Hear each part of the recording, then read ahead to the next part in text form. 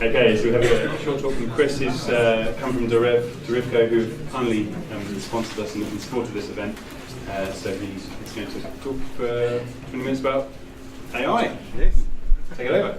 Thank you very much. Hello everyone. So I'm not sure how many people already got the reference. Depends on if you've seen Space Odyssey. But yes, I hope that kind of made some sense. So I would just like to say thank you very much for everyone for attending Dev East. It seems like everything has been going quite well. And thank you for sticking around to the last little part, which is mine. I am Chris. I work as a senior BI dev at Derivco.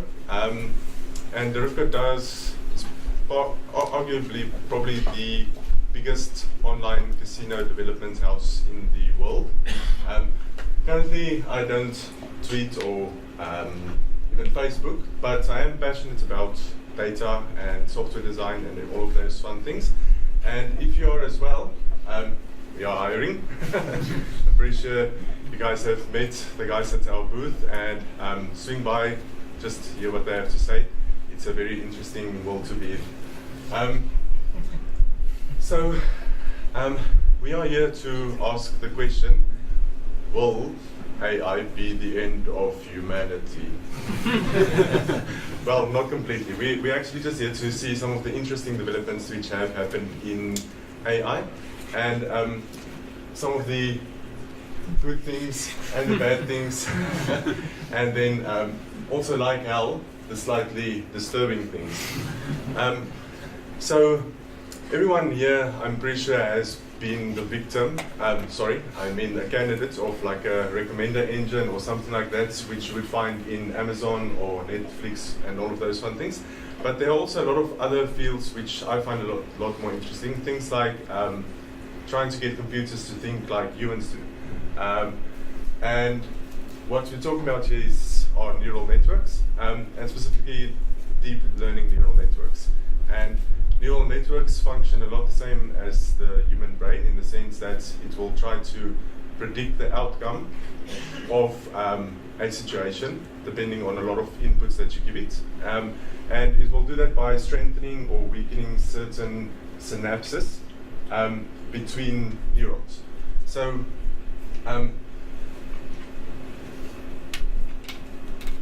if we look at the human brain, it's got the neurons and synapses, and they fire, and they will get stronger as certain connections tell your brain that a good outcome or a bad outcome comes from certain inputs. And we try to mimic that by using deep neural networks, which will also strengthen and weaken connections, trying to predict what's the best outcome. A while ago, quite a few years ago, a game was invented called Go. And Go is a very complex board game with basically almost an infinite number of board positions. It's significantly more complex than chess. I kind of accidentally jumped the gun there. I wanted to actually ask, so does anyone know how many possible board combinations chess has? It is 7.72 times 10 to the power of 45. I don't know why that is not displaying correctly. So then you also have the number of atoms in the universe. So the number of atoms in the universe is about 10 to the power of 82. I hope the other slides will actually show a lot better. All right, does anyone want to take a guess at how many possible board combinations the game of Go has? Random guess. Jump over here. Yes. Ooh, that's a bit much. 270. Oh. So that's almost twice as much as there are atoms in the universe. So I think it's quite obvious that you can't really just go and put all of this information into a computer and try to build some decision tree to say which move will be the best next move. So what you rather want is you want a general model which will be able to predict what the correct outcome will be, making decisions as it goes along. And so what clever people at Google did was they created, they created the system called AlphaGo.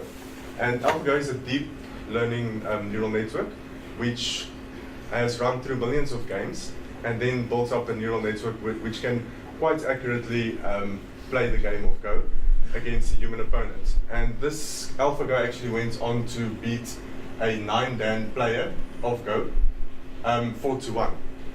It then went on, so they made some adjustments after that because they said, well, 4-1 isn't really good enough for them. They want to make it slightly better. So they went on and made some adjustments, and eventually they were able to get AlphaGo to beat the world champion 3-0. But this was still not enough for them. So they said, we instead of trying or giving a deep neural network all the answers and then letting it build up the ability to play this game, why not rather see if we can't create a system which will learn the game from scratch? And so AlphaGo 0 was born. So AlphaGo 0 then went on to, within 3 days, get to the same level as AlphaGo got to be able to beat Lee Sedol, the 9-dan player. And then within 23 days, it actually reached the point where it was able to beat AlphaGo, the original system, 100 games to 0.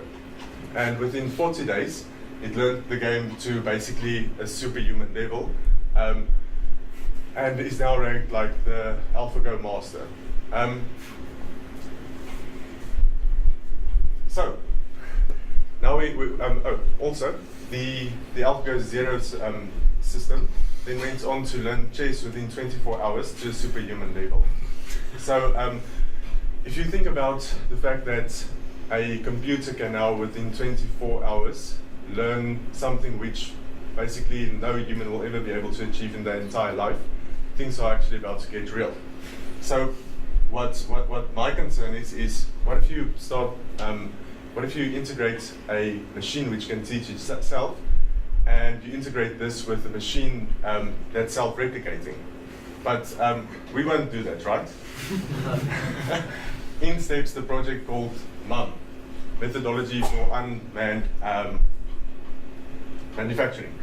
So the idea of this project is to have manufacturing plants set up on the moon. And what the idea is to have an initial seed of machines, and these machines will actually be able to use raw materials around themselves to manufacture parts for themselves, and then actually expanding the whole factory outwards.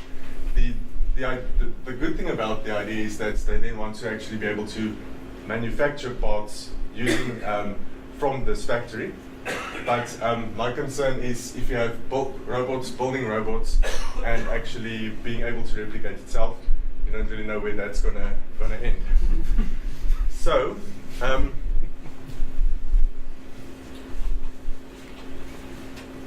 we actually want to hear though what's the good about AI and what AI can do for us as the human race. So one of the things that the guys are doing is quite similar to what the AlphaGo system is, where they will, or the AlphaGo 0 system is, where they will have parallel computers, the one trying to hack a system and the other one actually trying to defend the system. And these computers run in parallel right next to each other, the one continually trying to hack the system and the other one continually trying to defend the system. This has proven to be quite useful because it basically starts detecting the behavior of a hacker, and then it can actually discover threats before they even happen. One of the other good things that we are starting to use AI for is in San Diego. We have the San Diego supercomputer, and what the guys are doing there is slightly different from neural networks, but they also make use of machine learning algorithms to take satellite data. They take images, even tweets, and sensor data to try and predict when a wildfire will happen, and also the best way of fighting that wildfire once it has happened. What makes this significant is the number of inputs that the system needs you won't be able to replicate using a human.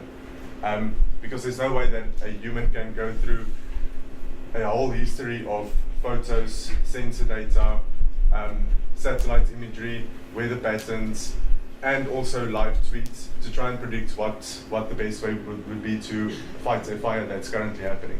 This system also does this in real time, so when a fire does happen, they can actually try to make use of social media to predict where the fire is spreading to, and then the best way to stop it. Another example is, and it's just a good way of showing how computers are in focused areas a lot more superior than humans. Sorry to say it, but remember that it is in focused areas. So we worked on a project where we needed to take images and then recognize whales. And the idea of this project was to be able to track migration patterns of whales.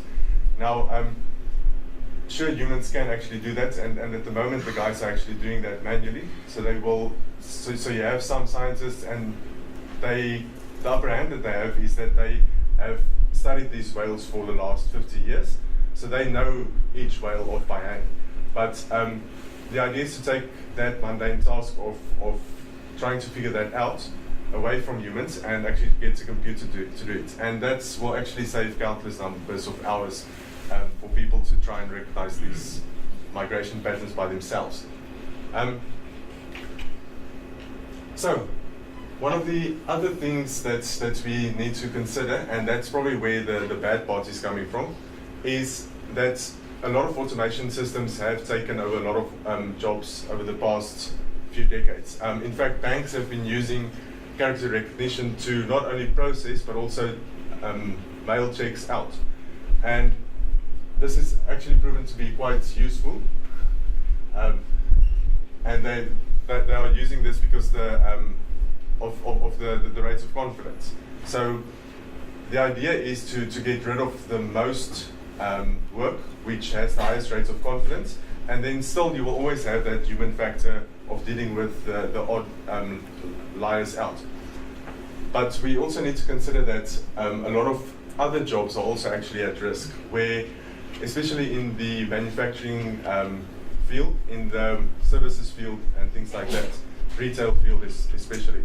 And you would actually think that humans wouldn't necessarily want to have a computer serving them, but this is actually proven to not really be true, because if you look at travel agencies, there's a lot of travel sites which actually prove to be a lot more comfortable to use than going into a travel agency and trying to make your travel arrangements.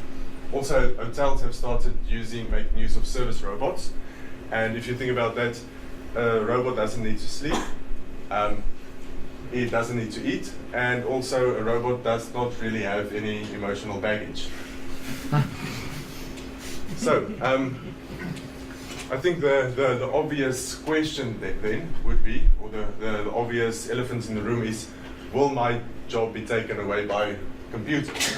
And there's actually quite a few things that you need to take into account when trying to analyze this. Probably the biggest one is if it's technically feasible at the moment. The other factor will be if it's actually cost efficient at the moment. There's a huge, or there's actually just a small subset of the market currently which it's technically feasible and also cost feasible to do automation in. And what we need to take into account is the idea is not really for computers to take over everyone's jobs, but it's more actually to get rid of the high confidence and mundane tasks, and then let humans actually be able to work on more complex problems at hand. If you want to know which types of jobs are actually at risk at the moment, like I said, it will be at things like retail, and also jobs with high predictability. So high predictability are normally the ones that are the most easiest to automate. However, there are a lot of jobs where people tend to think, because it's a high-paying job, like financial analysis or things like that, that it isn't possible to automate it. However, as we've seen with like the things like AlphaGo, if you actually have specialized and very focused type tasks, it's actually sometimes the better tasks for a machine learning algorithm to figure out. So it is something to keep in mind. Oh dear, my talk is going to be slightly shorter. So there are a lot of things that we need to take into account, or a lot of questions that we need to ask. And one of the questions is probably, is this a bad thing? But I won't really just leave you guys. I will leave you guys with a thought and also a question.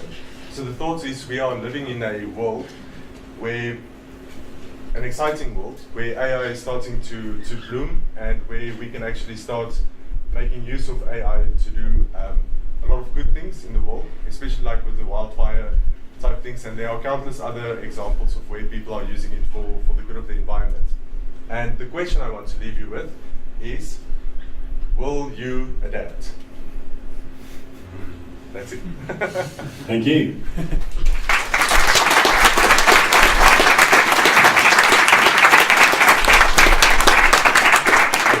Questions? Yes. Go on, Rob. So do you think this is really artificial intelligence, or is it just statistical pattern recognition? Well, for me, the fact that that we are going towards the stage where we can build deep neural networks, which will be able to predict outcomes from prior learning, and also towards the section of like the AlphaGo Zero, where you don't need to give it any prior knowledge, but give it a end goal and some in-between goals. Then it actually starts getting towards more artificial intelligence, I think. Any other questions? Hand up at the back. Was there any other difference apart from AlphaGo between market? Okay, so What was able to win against AlphaGo the original? So the question is, was there any other things that were different, except that AlphaGo Zero learned the game from scratch, and AlphaGo Zero learning it from scratch, and AlphaGo learning it from prior games? And no, that was actually the only difference. So what they are saying is that it seems that because AlphaGo Zero learned it from scratch, it didn't actually also pick up on all of the negative things which humans would have, the mistakes which humans would have made in actually learning the game, or things like that. So because it learned it from scratch, it actually came up with new strategies. And KG, the world champion, which was 1-3-0, he actually took it quite well. And he actually said that it was very interesting to see how AlphaGo Zero started, how AlphaGo actually went about playing the game. Sorry, so that was the example of that one. You were asking about AlphaGo Zero. Sorry. AlphaGo Zero must have learned what you can learn from AlphaGo playing its opponents. No. So it's still. So AlphaGo Zero learned the game by playing against itself, and from no prior knowledge. But they do say that the strategies that it came up with were quite unique because of this that it didn't have any extra baggage. Because remember that the way that the deep neural network will work is it will backpropagate and make certain connections stronger or weaker. But now you can have situations, and it has been shown a lot in AI, where certain data actually goes and then messes up the whole system. So a good example is where the guys were having a game, and the end goal had a certain number of certain number of points that the system would get when it actually reaches the end goal. But then the system actually found out that just purely farming the little extra bits within the game, like little speed ups and things like that, actually proved to give it more points. And so it eventually ended up never ever completing the game because of that reason. It just kept on farming the specials. So you have to think about things like that, which which prior knowledge may actually cause issues for you, because it keeps on adjusting that model and it can actually have a negative effect. There's a lady at the back that had her hand up.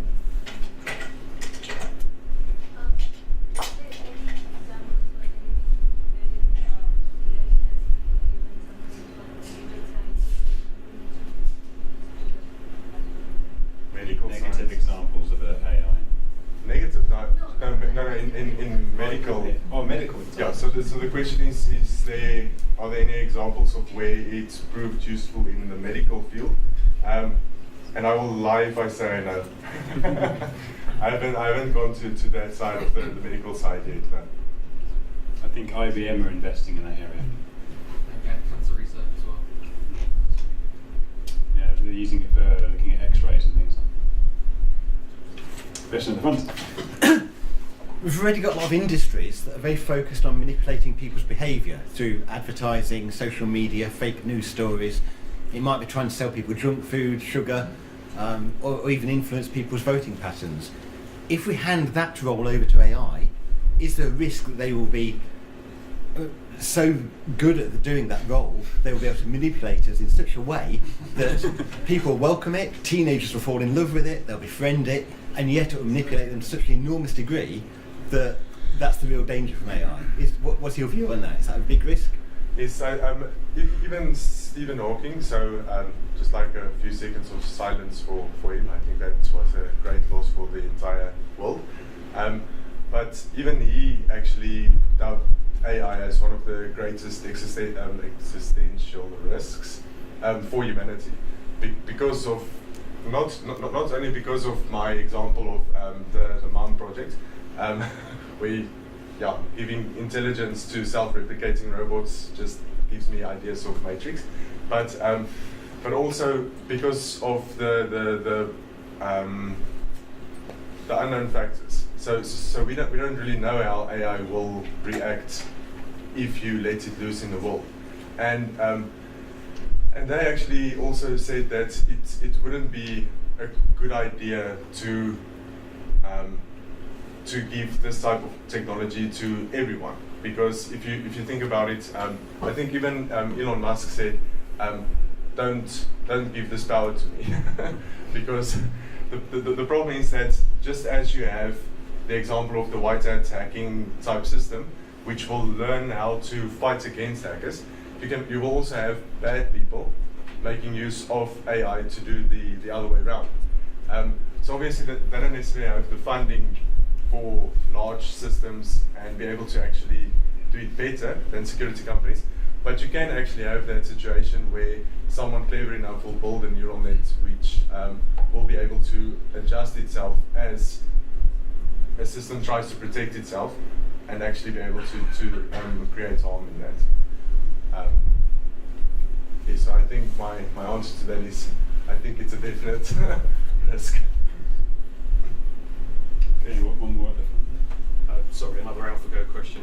I don't know if you know the answer to this, but AlphaGo learned by watching all the games from previous masters and watching them play off the Joseki against each other, the patterns that each player played. Do you know if AlphaGo 0, even though it be AlphaGo, how does it fare against a human that's trying to play known kind of good patterns in Go that AlphaGo 0 wouldn't necessarily know? So I didn't actually find any reference of where AlphaGo 0 played against humans. The only reference that I could really find is the fact that they said it went on to get to the same level as AlphaGo within the 3 days.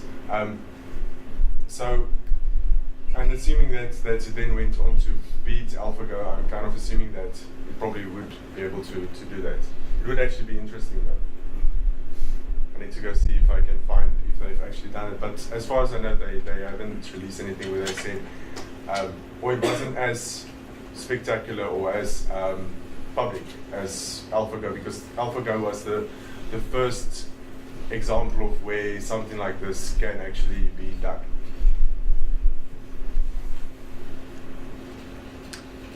One more question. One more last question, and then I think we're done. Yeah. What How quickly could AI go rogue? How quickly could AI go rogue? Yeah. I think so to be truthful, not quickly, because these types of scenarios that we're looking at here are very, very focused, and even building a neural network that will be able to play Go is very, very focused, and they have to give all of the inputs basically focused only on that. So it's a lot more general because they were able to get AlphaGo 0 to then go on and learn chess, but it's also you know what the outcomes are. And the very, very first slide where Sophia was saying that she's going to kill all humans. So Sophia, I don't know if you guys have seen that, but it's basically this robot, and they say that it's very artificial intelligence and blah blah. But even all of that's actually also pre-scripted. So AI isn't really at the level where people would think, where computers can actually think for themselves and make rational or irrational decisions. But for focused areas, they are definitely getting there. Although I don't think it will be fast when you will actually get to the point where they will go rogue, because these are all very, very, very focused, and it has to be set up specifically for that specific scenario. It's not general enough for a computer to actually start perceiving life like hell and then say, oh, but I need to kill you, human, before you kill me. So I think people do tend to make as if, especially that's the guys who created Sophia, Houston, Easton, something like that. So they try to make as if AI is at that level, but it actually isn't. It's very far. Okay, I think we're out of time, unfortunately, but thank you, Chris. Cool. Thank you very much.